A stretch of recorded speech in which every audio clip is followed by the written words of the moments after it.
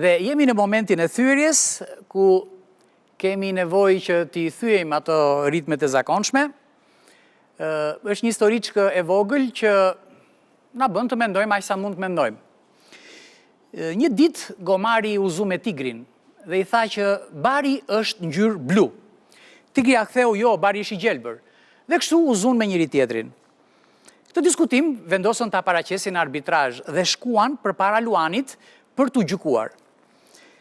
Para se t'i jepej fjala, me njerë tigri gomari filloi të bërtiste dhe thoshte që ky tigri po më ka rënë në qafë, bari është blu dhe ky më kundërshton, duhet ta ndëshkosh për këtë sjellje.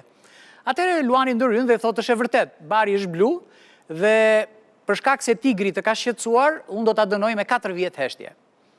Tigri në fund e pranoi këtë dënim, por për kuriozitet i thot Luanit, ore të të bëj një pyetje, thot, dakord jam me dënimin, thot, po unë se kuptoj për çfarë më dënove, se ne të gjithë e dim që bari është i gjelbër.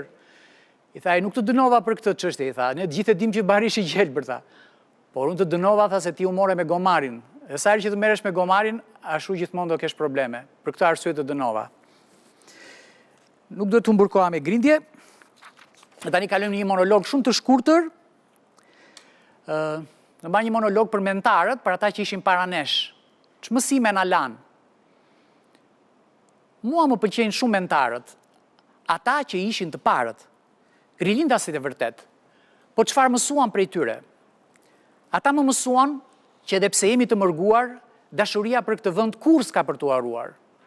Ata më mësuan gjithashtu që më kollaj është të mbledhësh një thes me pleshta, se sa të bësh bash 2 shqiptar. Madje të zemëruar më thanë se më mirë të sesh bajt nga në rrugë se sa të merresh me shqiptarët. Më mësuan 5 anarkitë e famshme dhe unë e kuptoj pse ata shpesh kanë kaluar nga rruga e sarkazmës dhe hidhësisë. Sepse u ka plasur buza, ne jemi shumë njerëz të vështirë. Por, edhe pasi lexoj me mësimet e tyre, mendoj se ata kanë qenë thjesht fotograf.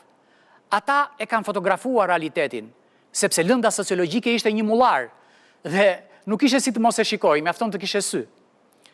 E mira do ishte që ata të na kishin dhënë rrugët e zgjidhjes, sepse edhe 99 herë po të rëzohemi, ne prap duhet të ngrihemi dhe nuk duhet të harrojmë kurrë se ne jemi mirë kur është mirë Shqipëria.